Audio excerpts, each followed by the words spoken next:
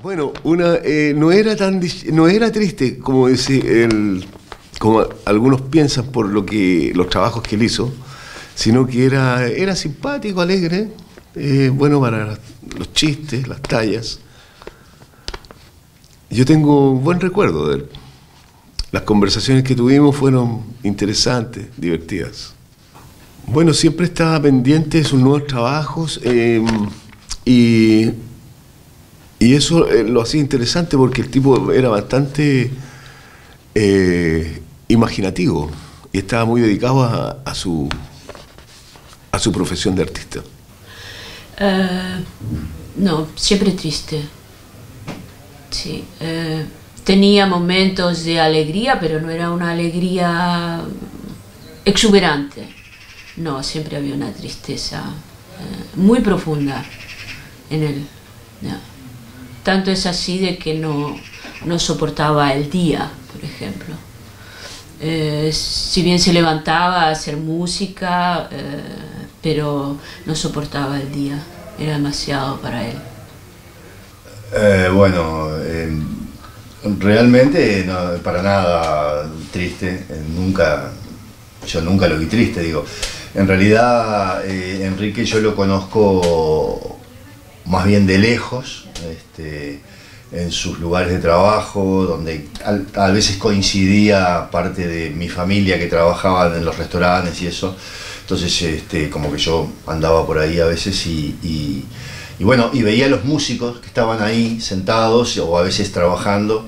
Y no, siempre lo recuerdo muy alegre, muy participativo con la gente del lugar. Lo que sí me acuerdo es que la idea que me dio siempre es de un tipo muy profundo, ¿no? Tenía una voz muy profunda, y eso la transmitía hacia la imagen que daba hacia afuera, me parece. Bastante serio, más que nada. Triste, sí, a veces se ponía tristón, pero no. Era bastante serio y, ¿cómo se puede decir eso? No tenía pelo en la lengua. Cuando algo le caía mal, lo decía simplemente. Y eso a veces sí molestaba a mucha gente. Los dos. Triste a veces, pero también alegre a su manera, por ejemplo, con los nietos, cuando están bien, cuando yo estaba bien, entonces le hacía bien. Y a veces hay momentos tristes, también por cosas que ves en la tele, lo que pasa en el mundo, y eso a veces le dejaba un poco down.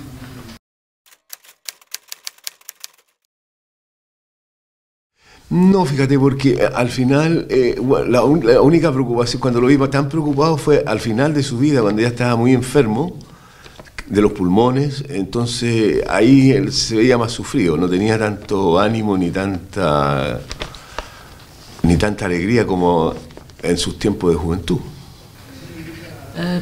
Políticamente hablando, su pueblo, el pueblo indígena, el pueblo paraguayo en su totalidad con respecto a la dictadura. Bueno, en la época había dictadura en todos lados, casi toda Latinoamérica, así que él estaba muy involucrado en luchar contra la dictadura y sobre todo a favor del pueblo indígena en general. Él nació en Asunción, pero su madre era indígena, pura indígena, de los guaraníes, y su idioma materno, digamos, hasta los 5 o 6 años, era el guaraní. Después comenzó a hablar el castellano. No, bueno, nos tocó vivir en esa época en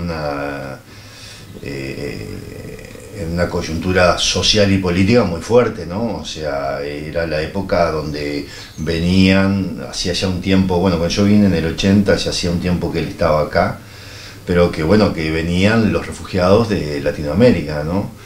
De los distintos países de Latinoamérica. Entonces me imagino, como hombre de su tiempo, como hombre del pueblo, de que sus preocupaciones serían acerca del bienestar de su pueblo y además, bueno, el Paraguay, que además tiene una historia muy particular, ¿no? Muy sufrida, gente muy bien, con una riqueza impresionante, cultural, pero muy sufrida, ¿no?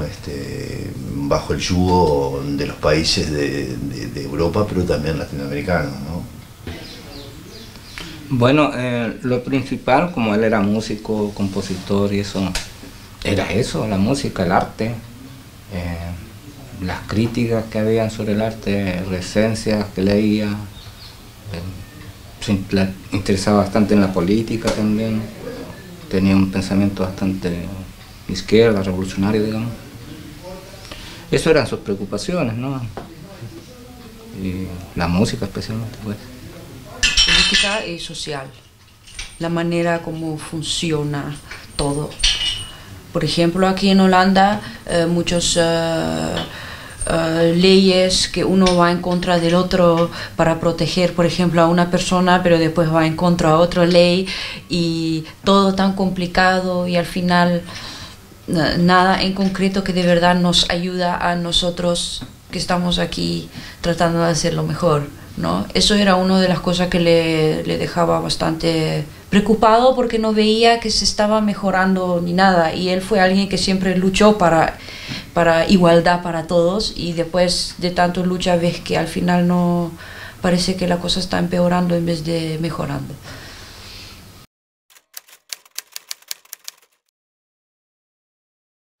Mira, yo creo que música la hacía muy bien y escribir.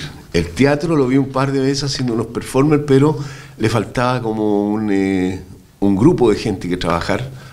Además, los lugares donde presentaba eran siempre un poco faltos de escenografía y otros detalles que hacen relucir más una obra. Su etapa de teatro yo no la conocí.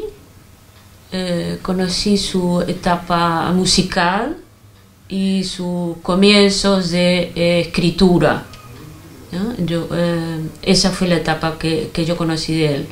Me parecía que sus canciones eran bellísimas, bien profundas, y después el primer libro que él escribió, que fue Tiro de Gracia, a él.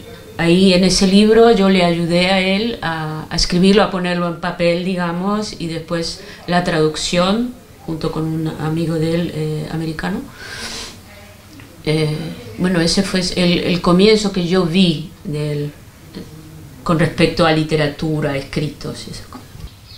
Yo me acuerdo de su canto, yo me acuerdo de oírlo cantar, me acuerdo de su voz profunda, de su fuerza, parecía que salía muy de adentro todo, un tipo muy profundo, eso es la impresión que siempre me dio, porque nunca tuve una relación muy íntima con él, más allá de algunos encuentros esporádicos y que bueno, que nos conocíamos de vista y más bien de relaciones familiares, que una cuestión tan más directa, más íntima, ¿no?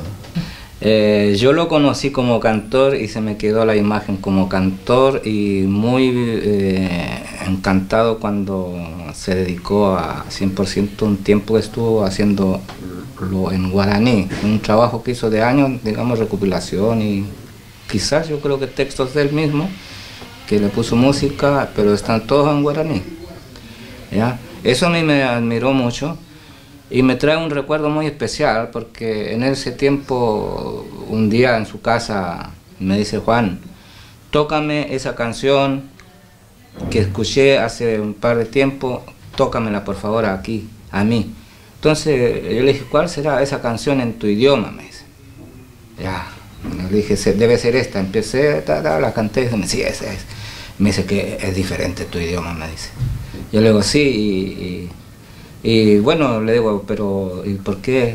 Es quería escucharte, me dice. Porque en ese tiempo, cuando él comenzó a cantar más en guaraní, digamos, que fue una temporada bien prolongada, nosotros justo estábamos también en la cuestión contra el quinto centenario, ¿ya? Entonces por ahí hubieron actuaciones, no aquí en Ámsterdam, fuera de Ámsterdam, donde cantaba yo y invitábamos muchas veces al Enrique para que nos cantara en guaraní o que participara en conversaciones si tenía dudas, etc. Entonces sí, él iba agradablemente con nosotros. Entonces eso, por eso hay esa cuestión de interacción de los idiomas, ¿no? de su idioma. Incluso me preguntó algunas cosas, ¿no? Y yo le decía, ¿y en tu idioma cómo es? Bueno, él decía, entonces no, pues no se parecía. Pero lo más gracioso fue cuando me pregunta, ¿y cómo dicen yo? Y yo le digo, inche. Y él me dice, y yo le pregunto a él, ¿y ustedes cómo dicen yo? Che. Pero el resto no se parece a nada, hermano. Cantar, componer, crear es lo mismo. Yo le conocí siempre así. Cuando era pequeñita siempre me tocaba la guitarra y esas cosas, entonces yo crecí con eso y por eso pienso que eso era lo mejor que hacía, y también porque ya era su vida, ¿no? Si no hay guitarra no hay vida, y tocando la guitarra creas una canción, o él creaba una canción o algo, y entonces eso le iba muy bien. Y con el teatro también lo hacía bien, solo que son cosas, por ejemplo, como el Che, cosas copiadas ¿no? de una historia, digamos, y es otra cosa. Es un poco menos, ¿cómo se llama?, creativo que inventar algo de ti mismo. Entonces, así.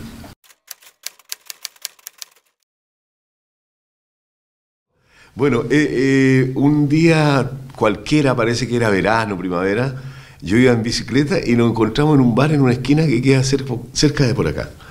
Y estaba él en la terraza tomando su cervecita con su guitarra, me dijo, para, ven a tomarte una cerveza.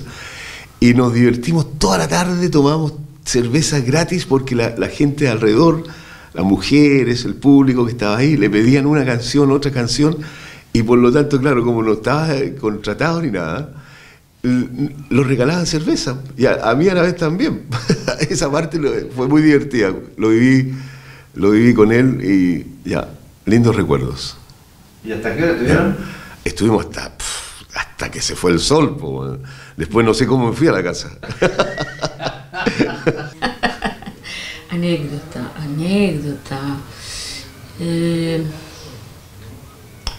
Bastante difícil de contar anécdotas, porque entonces pasaríamos a aspectos más personales, ¿ya? Y no tanto el aspecto profesional.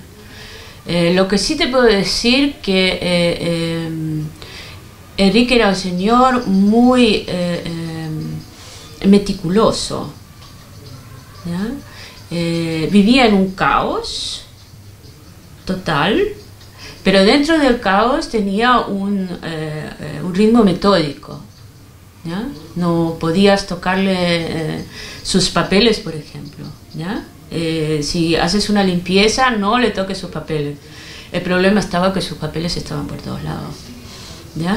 Entonces estaba bastante difícil, pero él era en ese sentido muy metódico. Yo creo que hasta sus últimos días siempre usó los viejos aparatos de grabar, esos antiguos que uno tenía que apretar los dos botoncitos. Bueno, yo creo que hasta sus últimos momentos utilizó eso, que era lo que él utilizaba para comenzar a hacer sus músicas, ¿no? Y sus canciones. Él utilizaba eso y sus papeles para escribir, pero esos viejos aparatos que ya no se encontraban, que era muy difícil de encontrar esos aparatos, pero él los seguía usando. Y en ese sentido ahí estaba lo metódico que él era, ¿no es cierto? Que no podía cambiar así nomás a la modernidad. La modernidad no iba con él. Una anécdota que tengo es que una vez estábamos, no sé, veníamos caminando y nos encontramos con él. Bueno, él sabía que yo era hijo de mi viejo, él era, no sé si era amigo de mi viejo, pero se conocían. Y yo también andaba a la música ya en ese tiempo, entonces él también lo sabía. Y no me acuerdo con quién andaba yo, y nos invitó a la casa, porque estábamos como que cerca de la casa, y nos invitó a comer algo y a tomar unos vinos y a guitarrear. Y ahí nos fuimos para ahí sin pensarlo, y estuvimos casi toda la noche dándole.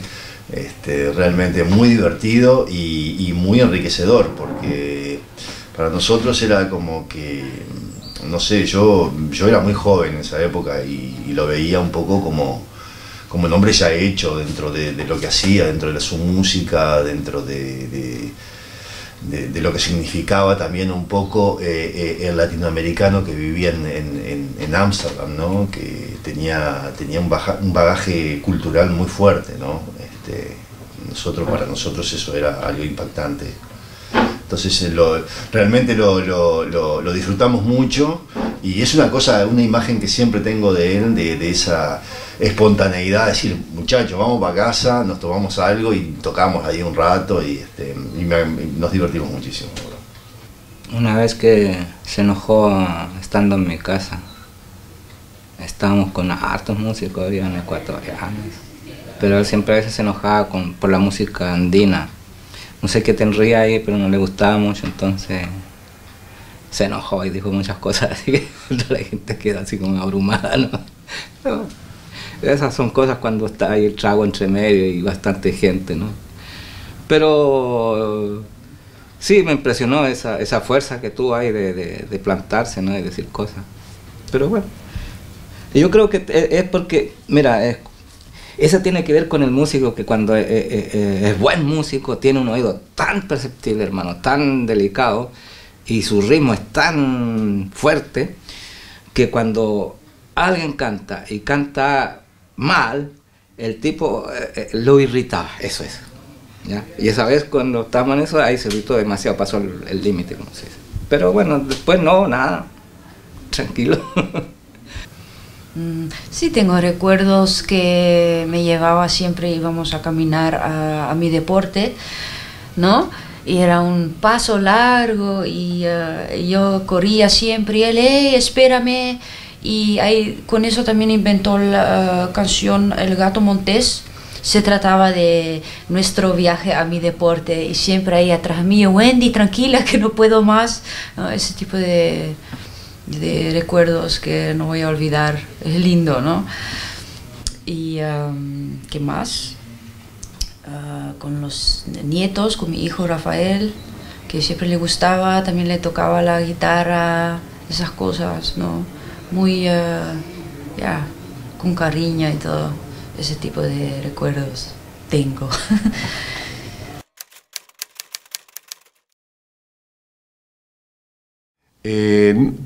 A mí no, nunca me contó eso, solamente yo lo vi por intermedio de los libros que él hizo.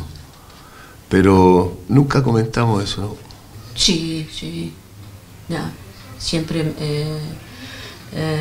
me contó, muchas veces contó sus experiencias cuando salió del Paraguay la primera vez. Él salió y se fue a Brasil junto con su hermano para formar un grupo, mismo que él estaba trabajando en Paraguay, tenía un grupo en Paraguay, pero él se fue a Brasil a formar parte del grupo que su hermano tenía en Brasil. Y él estaba muy joven, por supuesto, y todo le parecía fabuloso. Brasil era fantástico para él. Y después de un tiempo de estar ahí, creo que volvió al Paraguay, pero por muy poco tiempo, nuevamente en Brasil, y de ahí pasó a Europa, ¿no? Con otro compañero del trío. Se pasaron a Europa. La pasaron malísimo. Hambre, y, en fin, mucha necesidad, pero bueno, con la compañía de la guitarra, y eso fue lo que le salvó a todos la música. Sí, más de alguna vez nos contamos las historias unos a otros por donde anduvimos. Y sí, la primera vez que conversamos ya así más extendido, debe haber sido yo lo conocí el 78, 79, el 80 ya conversamos por primera vez en la cuestión de los americanistas en Rotterdam, por ahí por noviembre, eso era frío ya. Y ya después ya comenzamos como esta cuestión a emplayarnos más pues en esto y a conversar los rumbos que habíamos tomado. Entonces ahí me dice, no, yo he estado en Nueva York, me dice, he estado en México. Y así poco a poco fui conociendo que anduvo en varios países, por allá por Latinoamérica, creo que hasta por Chile anduvo, Argentina, Paraguay, bueno, viene del Paraguay, Uruguay mismo. Bueno, se quedó pegado en Sao Paulo, no sé, bastante tiempo creo también, ¿no? Y después tiraron para México, Estados Unidos y después para acá, Francia, España, hasta que recaló acá. En, digamos, cortos momentos, uno que yo me recuerdo que él se fue a España y fue la primera vez que vio nieve y estaba con un compañero que también estaba en Trío Cristal, creo, Pedro Ramírez se llama, y entonces tenían un cuarto en el Solder y hacía tanto frío, pero no tenían nada, ¿no? Era todo, se fueron así sin nada y entonces tenían que vivir de, ¿cómo se llama? Cáscara de naranja, ¿no? Y con un frío tremendo y claro que después empezaron a tocar música y todo iba mejor, pero eso fue algo que me contó que también le quedó muy, muy en su corazón también, ¿no? Como recuerdo, que también para darme a mí mensaje que no todo es siempre fácil y hay que trabajar duro para conseguir cosas, y es un recuerdo, es una diferencia, ¿no? Vienes de Sudamérica, todo calor, vienes aquí, ves nieve por primera vez, entonces, ¿qué te pasa?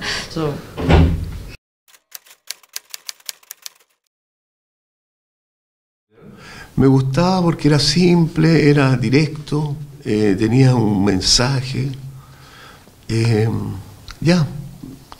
Opino que era un buen interpretante de la cultura. Bastante irónica muchas veces, ¿ya? Me gustaba porque había momentos que parecía súper gracioso, mientras que él no era una persona muy graciosa, pero en su escrito sí lo era, en su manera de escribir. Hay que ver de que él era un señor muy serio, la tristeza provocaba en él una gran seriedad. No quiere decir que no hiciera bromas, las hacía, pero generalmente la seriedad dominaba, ¿no? La tristeza más que la seriedad, la tristeza dominaba. Ahora recién me estoy desayunando que tiene una obra literaria bastante extensa y bueno, y me encantaría porque además yo soy un admirador de la zona de donde viene él, del Paraguay,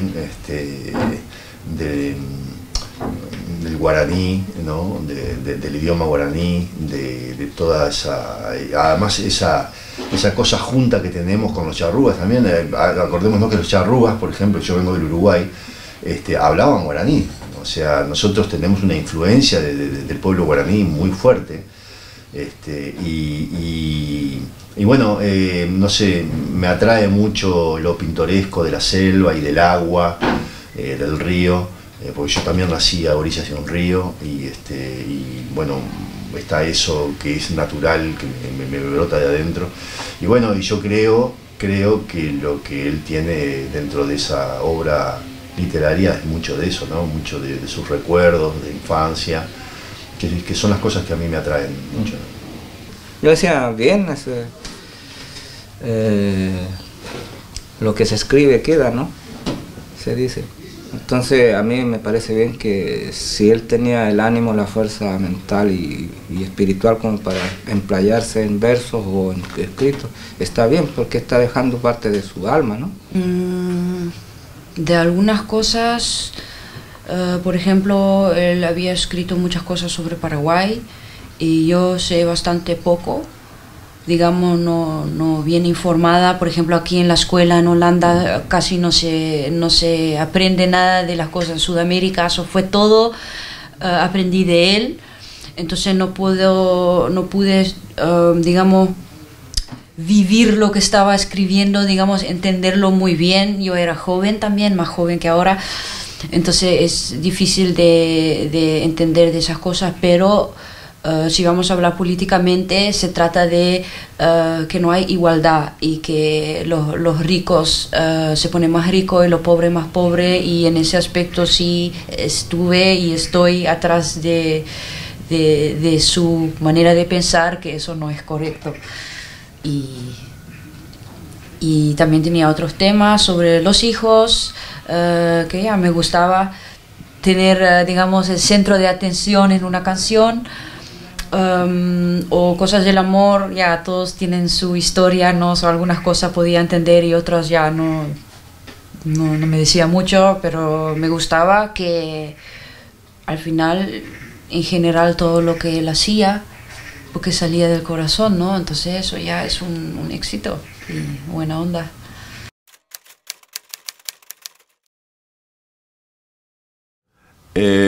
Lo que me gustaba de él, que no tenía pelos en la lengua, entonces decía la verdad tal como suena, y eso es, bueno, aquí, y en la Quebrada de la Gise se considera que es una cosa valiente, alguien que no se reprime en decir lo que piensa.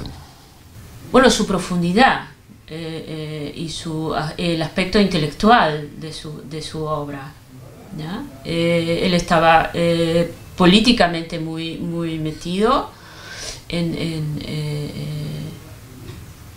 dentro de la obra que él hacía. Tenía una influencia política, pero también una influencia intelectual muy profunda, ¿ya? Era una enseñanza. Al final, vivir con él a su manera fue aprender muchísimo. Aprendí muchísimo, no solamente por la diferencia de edad que teníamos, sino porque yo estaba muy joven y muy fuera de todo lo que era política o intelectualidad, y de pronto él me enseñó, me abrió los ojos a cosas que yo no había visto, tal vez por mi nivel social en el que yo me movía, ¿no? Entonces me enseñó a ver más allá de lo que yo había visto hasta ese momento.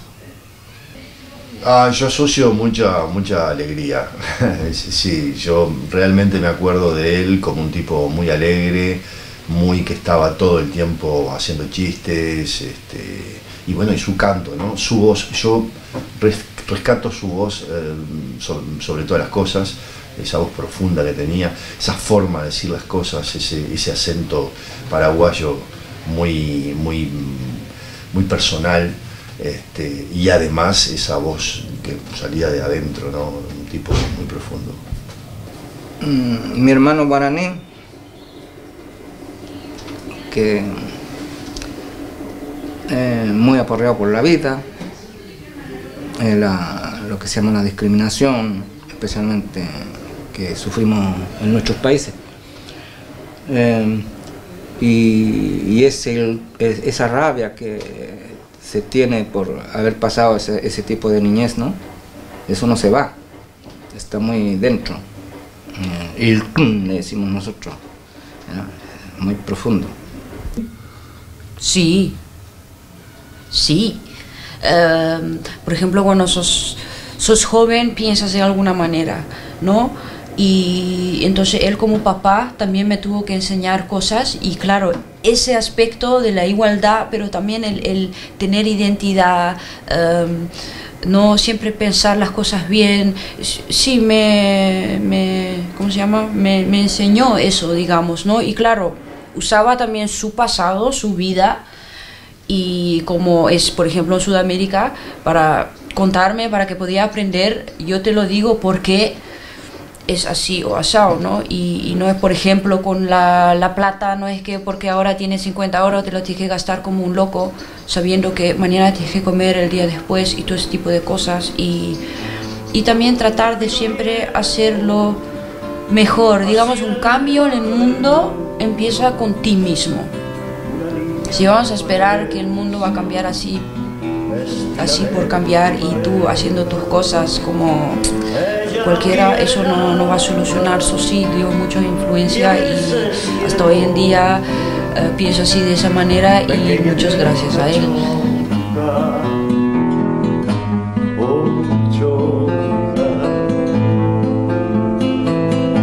Frágil pero valiente, ella vino llegando, te mira con ternura, la sientes, la acaricias, ella no quiere nada y a veces quiere todo, pequeña nena chunga, oh chunga.